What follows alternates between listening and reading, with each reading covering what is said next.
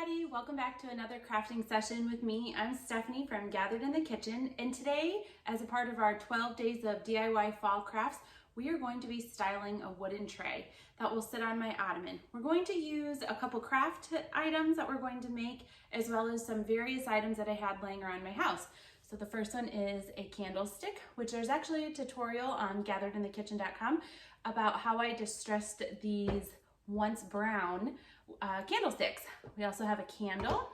We have a gold letter B. Now this is just personalized to me because my last name is Bruce. I have an old vintage book that is actually a Reader's Digest that I picked up at my local thrift store.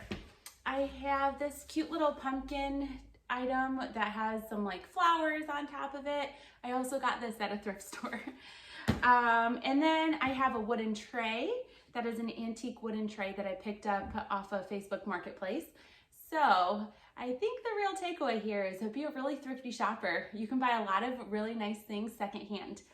Then, as our craft item, we are going to make a wooden bead garland to drape across this. I'm going to show you my tips and tricks for doing this. We're going to have tassels, which are made out of jute, and we are going to string our beads actually on floral wire because it is really difficult to string these little beads with teeny tiny little holes I purchased from Amazon onto this jute rope, which is from Dollar Tree. You can take some tape and tape it around the edge, like the very end of the jute rope, kind of like a shoelace. But I will say, it does start to frazzle after a while, so I think it's just easier and more durable to use the floral wire, which is also from Dollar Tree. So let me bring you guys in closer and we'll get started. Okay, so first things first is we're gonna make this cute little tassel. Almost looks like a broom or a corn husk doll.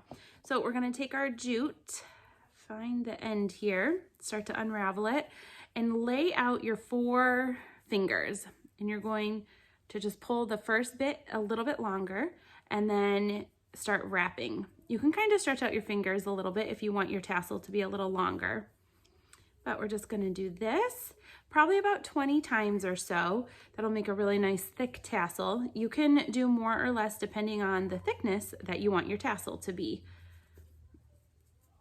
So just keep wrapping, and then when we get to about the 20 mark, we're going to pull it off our hands, and it's almost like a big rubber band, big circles.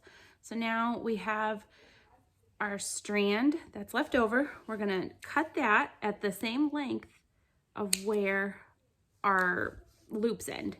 Now we're going to line all of these up so I can fit my thumb through there right now. And I'm gonna pinch, I'm gonna keep about that thickness.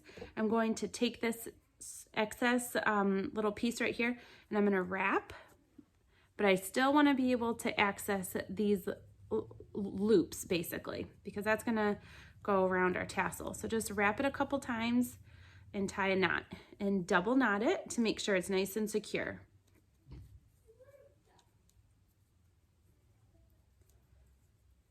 Okay, great.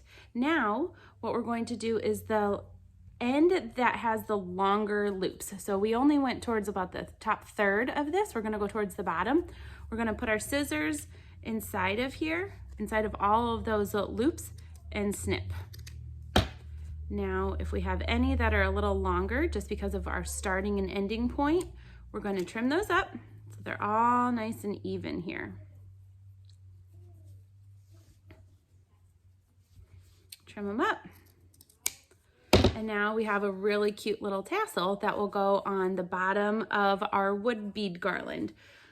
So next step, we're going to set those aside now that we have 2 of those. This is my favorite trick. I like to use floral wire because stringing it on that twine can be really difficult. So what I'm going to do is I'm going to take my wire and go through the top of one of these tassels. Okay, now I'm going to even this out and cut. So now I have 2 strands here that are onto this tassel. I'm going to start by taking 1 bead and stringing the 1 bead through both wires. There we go. And we're just going to repeat that process.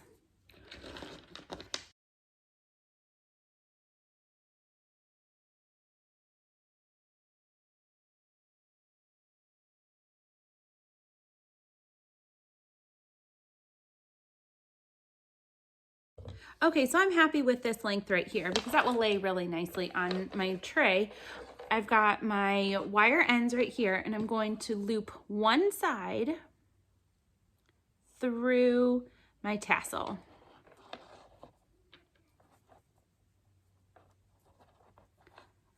Then I'm going to bring that back over the tassel and twist off my wire. I'm gonna do it really tight so it's not loose. So there we go. Now I have these excess wires right here. Rather than snipping them off, I'm going to just tuck them back inside of the first bead.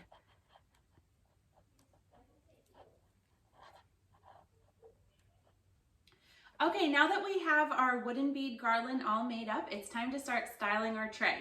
So on top of my ottoman, I have a blanket that pretty much matches my ottoman actually, but it's really pretty because it's got all of these little tassels to it and everything. So I like to lay my tray on top of that, on top of my ottoman. Then I will just take one item that's usually taller. So I work in threes usually.